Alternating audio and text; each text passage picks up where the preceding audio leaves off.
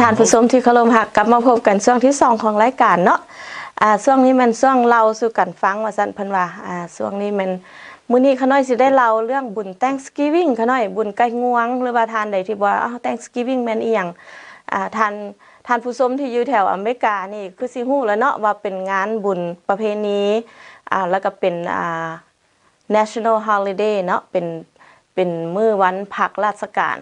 พักเบิดตลาดห้างห้านใจกับพักเขาหน่อยเป็นมื้อที่ว่ากินข้าวร่วมกันเขาหน่อยทางครอบครัวเนาะครอบครัวไผอยู่ใส่เพิ่นก็ขึ้นมาหากันมื้อนี้เนาะอยู่สมมุติว่าลูกเต้าไปเรียนหนังสืออยู่ต่างรัฐหรือว่าไปต่างประเทศบ่อีหยังฮอดมื้อ Thanksgiving นี่เพิ่นมาเต้ามาโฮมกันครอบครัวว่าซั่นซะคันแม่นประเพณีบ้านเฮาก็สิแม่นบุญสงกรานต์เนาะบุญสงกรานต์อันนั้นฮอดยามบุญสงกรานต์ประเพณีว่าซั่นลูกเต้าไผไปเฮ็ดการอยู่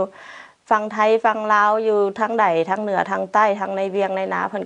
ก็มาเต้ามาโฮมพ่อแม่อยู่บ้านอยู่เฮือนอันนั้นก็เป็นประเพณีลาวเฮาอันนี้เป็นประเพณีของอเมริกาขาน้อยบ่ฮู้ว่าอยู่ต่างประเทศอะไรอยู่แคนาดาบ่อยู่ไสเพิ่นเฮ็ดบ่แต่อยู่อเมริกาเพิ่นถือว่าเป็นบุญที่ว่ายิ่งใหญ่แล้วก็สำคัญหลายส่วนหลายร้านอาหารก็ปิดขาน้อยฮอดมื้อนี้หั่นน่ะเพราะว่าคนเพิ่นไปกินข้าวนํกันอยู่บ้านเนาะตามห้างห้านตามบ่อนขายเครื่องอยู่ใส่เพิ่นก็ปิดเบิดมื้อวันที่มื้อ Thanksgiving หั่นน่ะเป็นวันพฤหัสเนาะอาทิตย์สุดท้ายของเดือน11ว่าซั่นซะเพิ่นว่าเป็นบุญหยังเป็นบุญเป็นเทศกาลที่ว่าเต้าโฮมครอบครัวให้มากินข้าวร่วมกันเนาะและในการกินข้าวร่วมกันมื้อนั้นหั่นแม่นสำคัญที่สุดแม่นต้องมีไก่งวงเพิ่นว่าต้องมีไก่งวงเจ้าสิเฮ็ดหยังมาก็แล้วแต่ว่ามื้อนั้นหั่นต้องให้มีครบเบิดแม่น1ให้มีไก่งวง2แล้วก็ให้มีคัดแว่นผู้ใดเพิ่นกินไวน์กินแชมเปญเพิ่นก็ให้มีไวน์มีแชมเปญเนาะมื้อนั้นเนาะ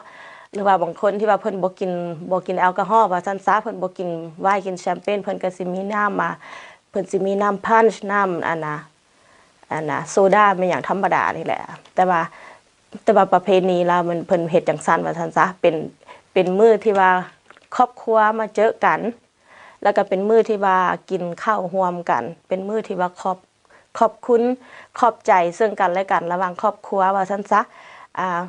ลูกเต้ามาเต้าโฮมกันก็หมายถึงว่าเพิ่นมาขอบใจพ่อแม่ที่ว่าเฮ็ดให้เพิ่นมีชีวิตมีความอบอุ่นในครอบครัวเนาะ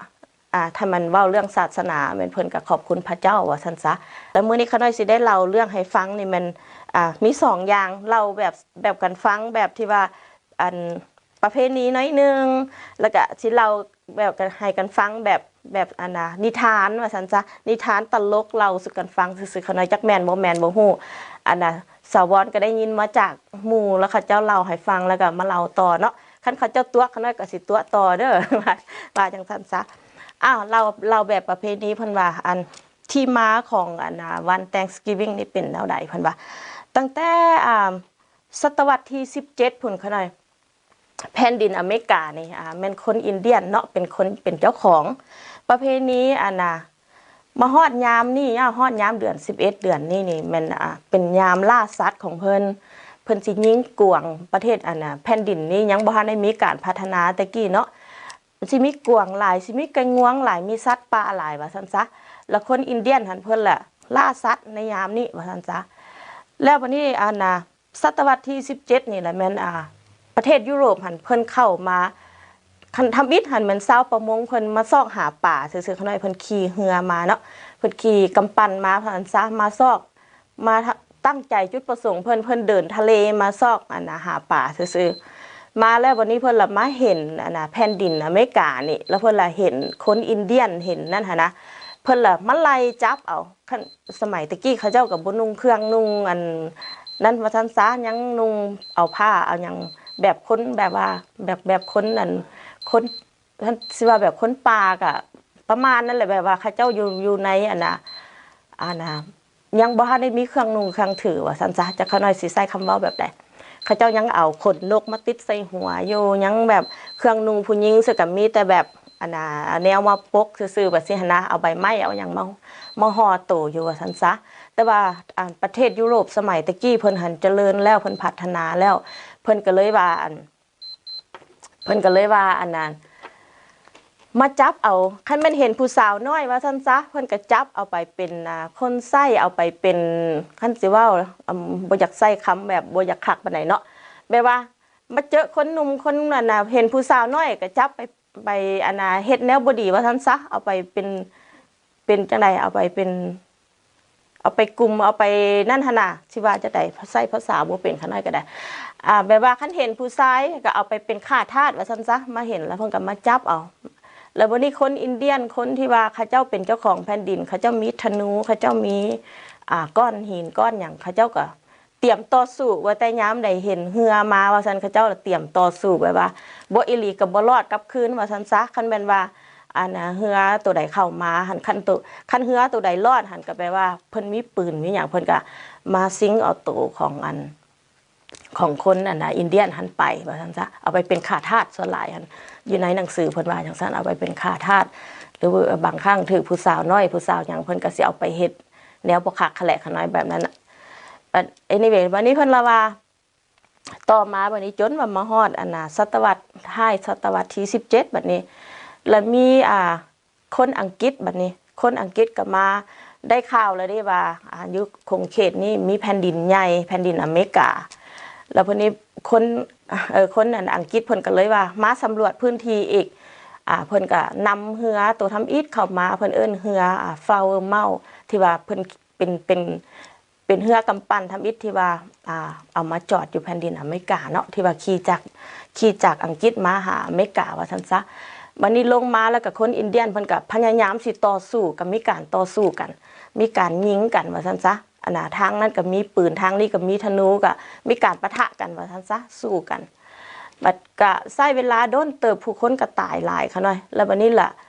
เพิ่นก็ส่งตัวแทนมาจากฝ่ายนั้นมาเจรจาทั้งฝ่ายนี้ก็ส่งคนมาเจรจากันเจรจาสัมพันธมิตรหั่นน่ะเจรจาแบบว่าตกลงกันว่าบ่ให้ฆ่าบ่ให้ตีกันบ่ให้ปะทะกันว่าซั่นซะแล้ววันนี้เพิ่นล่ะสำเร็จจากการที่ว่าเพิ่นมาเว้ามาล้มกันหั่นน่ะเพิ่นก็เลยว่าทางฝ่ายอินเดียนนี่ก็เลยยอมเอาตัวกวางเอาไปล่าเนื้อมาให้เอาตัวกวางหันมาให้5ตัวเอาไก่งวงแดเอาหยังมาให้ประเภทสัตว์ป่าว่าซั่นซะเอามาให้แล้วบัดนี้พวกที่ว่าขี่เหือมาหันพวกที่ว่าเจ้าหน้าที่มานำเหือหันก็เลยพากันเฮ็ดของกินแล้วก็ฉลองกันมื้อนั้นเป็นมื้อทำอิฐที่ว่ากินข้าวร่วมกันระหว่างคนอังกฤษหันกับคนอินเดียนเพิ่นก็เลยว่าถือเอามื้อนั่นเป็นมื้อที่ว่าเป็นพักเข้าที่ว่าamazing ที่สุดว่าซั่นซะเป็นดินเนอร์ที่ว่า amazing dinner ที่ว่าเพิ่นเฉลิมฉลองน้ำกันสัมพันธมิตรกันว่าซั่นซะระหว่าง2กลุ่มระหว่างกลุ่มอินเดียนกับกลุ่มมันของคนที่ว่ามาจากยุโรปมาจากอังกฤษหั่นว่าซั่นซะแล้วเพิ่นก็เลยถือเอามื้อนั้นหั่นกลายมาเป็นประเพณีฉลองกันฉลองที่ว่าความสำเร็จในการสัมพันธมิตรกันนะในการเจรจาว่าซั่นซะการเจรจาสัมพันธมิตรกันระหว่างคนอินเดียนกับคนคนอังกฤษนะเพิ่นที่ว่าบ่มีการต่อสู้กันบ่มีภัยตายว่าซั่นซะบ่มีการสูญเสียเพิ่นก็เลยว่ามากินข้าวสามัคคีกันมาเฉลิมฉลองกันแล้วเพิ่นเลยถือมื้อนั้นหันกลายมาเป็นประเพณีสันฮอดมื้อนั้นปีใดแล้วเพิ่นละมาเฉลิมฉลองกันแล้วก็กลายเป็นประเพณีมาจนว่ามาฮอดสมัยpresident เพิ่นว่าลิงคอล์นพี่จังค่อยเพิ่นเลยมาเฮ็ดให้กลายเป็นnational holiday เพิ่นเลยมามาให้มื้อนี้มื้อบุญ Thanksgiving นี่เป็นมื้อที่ว่าเฉลิมฉลองพักราชการมื้อนั้นหั่นน่ะไผเหตุการณ์เฮ็ดงานเพิ่นเอิ้น national holiday เนาะแปลว่าเป็นมื้อทางพักเป็นมื้อพักทางราชการให้ผู้คนได้กลับไปยามบ้านยามเฮือนว่าซั่นซะและส่วนหลายแล้วเพิ่นจัดใส่ถึกมันถึกวันพฤหัสเพราะว่าย้อนหยังหลังจากวันพฤหัสแล้ววันศุกร์มาเพิ่นเอิ้น Black Friday นี่สิมีการแบบว่าหลังจากครอบครัวมาเจอกันแล้วมาโฮมกันแล้วเพิ่นก็สิบ่ได้เมื่อกลับบ้านไปเลย วันศุกร์ให้เพิ่นก็สิได้พากันไปเลาะช้อปปิ้งวันนี้น่ะไปเลาะลิ้นเลาะเที่ยวไปลิ้นเกมลิ้นหยังกันไปใช้เวลานํกันระหว่างครอบครัวว่าซั่นซะมื้อวันพฤหัสหันแม่นสิกินข้าวซุ้มกันแล้วดินเนอร์นํกันแล้วเบิดมื้อครอบครัวอยู่นํกันแล้วแล้ววันศุกร์บัดนี้ตื่นแต่เช้ามาเพิ่นพากันไปเลาะช้อปปิ้งบัดนี้สมัยนี้เนาะสมัยตะกี้ก็บ่มีบอนช้อปปิ้งก็คือสิแม่นสิพากันไปเลาะลิ้นเกมบ่ไปลอกซอกล้มแส่ล้มสาวว่าซั่นซะคันผู้หนุ่มก็ได้แบบว่าเป็นมื้อลิ้นเป็นมื้อFriday หั่นเป็นมื้อลิ้นมื้อเที่ยวว่าซั่นซะแล้วมื้อนี้เพิ่นก็ต่อมาฮอดวันเสาร์วันอาทิตย์วันเสาร์วันอาทิตย์นี่ก็เป็นแล้วก็เลยว่าเฮ็ดให้คนหันมีแบบ long holiday พฤหัสศุกร์เสาร์อาทิตย์ไปว่า4มื้อนี่เพิ่นสิพักต่อกันเลยก็สะดวกสบายสำหรับคนที่เดินทางกลับบ้านกลับเฮือนเนาะเพราะว่าส่วนหลายมันคนมาจากอันนั้นลูกเต้าสมมุติว่าไปเฮียนอยู่ต่างรัฐเพิ่นก็สิได้กลับเมืองบ้านเมืองเฮือนเพิ่นกลับไปเฮ็ดล่าเหตุการณ์มาซั่นซะหลายคนอันนี้มันความเป็นมาของมื้อThanksgiving เนาะเราสู่กันฟังแบบชาวบ้านเพิ่นว่าจังซี่เพิ่นว่าตั้งแต่สมัยตะกี้ก่อนสิมี Thanksgiving หั่นเพิ่นนับถือแบบว่าสิ่งศักดิ์สิทธิ์เนาะว่าซั่นซะคนอินเดียนคนนั้นตะกี้เพิ่นนับถือแบบสิ่งศักดิ์สิทธิ์เทพเจ้าว่าซั่นซะนับถือถึงฟ้าถึงสวรรค์อหยังพุ่นล่ะเฮาก็บ่ฮู้อาจสิเป็นพระเจ้าบ่อาจสิเป็นเทพเจ้าอหยังก็แล้วแต่แล้ววันนี้เพิ่นละว่ามื้อนั้นหั่นแล้วแม่นเป็นมื้อที่ว่าเดือนงามหลายเดือนแจ้งเดือนงามว่าซั่นซะบ้านเฮาก็สิแม่นมามื้อเดือนเต็มดวงมันหยังก็สิว่าซะแหละมื้อจบมื้องามมื้อดีว่าซั่นซะแล้ววันนี้เพิ่นละว่ามันเบิดสุคนหันต้องได้หาแนวมาไหว้เทพเจ้ามาไหว้เทพเจ้าเพราะว่าอยากขอพรขออย่างแหละประมาณนี้ค่ะหน่อยแล้ววันนี้ทั้งทานกวงนี่ละว่าอ้าวข่อยกับบ่มีหยังเด้ว่าซั่นข่อยบ่ได้เฮ็ดไร่เฮ็ดนาข่อยกับบ่มีหยังข่อยมีแต่แห้งนี่แหละว่าซั่นกวงกับฟานเพิ่นว่าข่อยบ่มีหยังข่อยมีแต่แห้งนี่แหละพวกข่อยสิร่วมกันแล้วก็สิใส่แห้งนี่แหละสิแก่ล่อแก่เกียรติให้พระเจ้าว่าซั่นเพิ่นว่ามื้อนี้ทั้งฝ่ายกังวงเพราะว่าโอ้ยผู้ข้านี่ก็บ่มีหยังแล้วบ่มีพรสวรรค์ทางด้านหยังว่าซั่นคันยามได้ตกใจมาก็แม่นอันศพนี่ก็ยาวออกโลดว่าซั่นสิเว้าสิว่าหยังคือหมู่ก็บ่ได้ว่าซั่นขาน้อยก็เกิดมาก็มีกรรมว่าซั่นคันตกใจคันดีใจแล้วแม่นศพเพิ่นสิยาวออกโลดว่าซั่นเพิ่นว่าหั่นน่ะเพิ่นก็เลยว่าขาน้อยก็มีแต่สิ้นแต่หนังมีแต่ต้นโตนี่แหละสิถวายแก่พระเจ้าว่าซั่นเพิ่นก็เลยว่าเอาต้นโตเพิ่นหันถวายแก่พระเจ้าให้เป็นอาหารสำหรับมื้อฉลองมื้อThanksgiving นี่ว่าซั่นอันนี้ก็แม่นเล็กๆน้อยๆเนาะจากรายการสาววอนทอล์กโชว์อันนี้เป็นนิทานเล่าสู่กันฟังเด้อค่ะน้อยเด้อจักแม่นบ่แม่นก็บ่ฮู้แล้วเพิ่นเล่ามาจังซั่นค่ะน้อยก็เล่าต่อเนาะเอาพักเบรกกันน้อยนึงแล้วก็ทานใดที่ว่าอยู่ทางไกลเนาะพี่น้องบ่เห็นกันก็กลับมายามกันค่ะน้อยแต่ว่าประเพณีลาวเฮานี่มื้อ Thanksgiving นี่โอ้เป็นมื้อยิ่งใหญ่พวกเฮาก็เฉลิมฉลองเต็มที่ได้ค่ะน้อยแต่ว่าส่วนหลายแล้วหั่นพี่น้องลาวเฮาหั่นมันกินอย่างกินไก่กินเป็ดนะไก่งวงก็กินอยู่น้อยนึงแต่เพิ่นก็บ่กินหลายฮอดมื้อนี่โอ้ย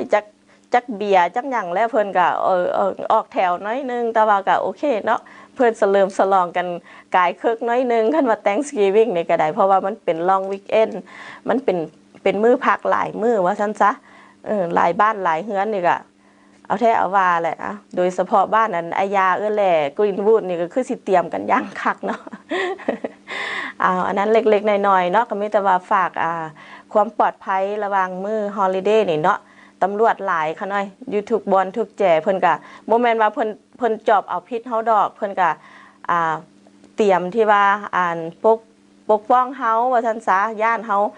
กินเหล้าเมาหลายแล้วก็สิขับรถบ่ย่านเฮาเกิดอุบัติเหตุย่านนั้นเวลาเพิ่นเห็นรถเฮาเซได้หน่อยนึงเพิ่นก็จอดเฮา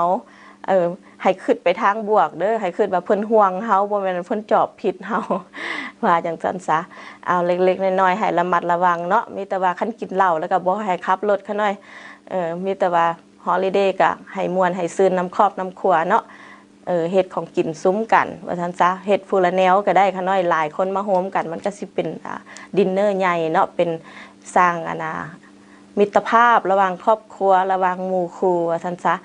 คนลาวเฮาหลายคนหันมื้อ Thanksgiving นี่เพิ่นเป็นมื้อที่ว่าหมู่คู่ซุ้มกันส่วนหลายแล้ว Family เพิ่นก็ บางคนเพิ่นก็กินน้ำแฟมิลี่แต่ข้าวสวย แล้วตอนแรงมาเพิ่นก็มาซุ้มกันน้ำมูน้ำคูเนาะอันนั้นก็บ่ว่ากันอันนั้นเป็นประเพณีลาวเฮาเนาะพักเบรกกันหน่อยนึงมาพบกันช่วงที่3ช่วงแห้งบันดาลใจเนาะข้างในเนาะ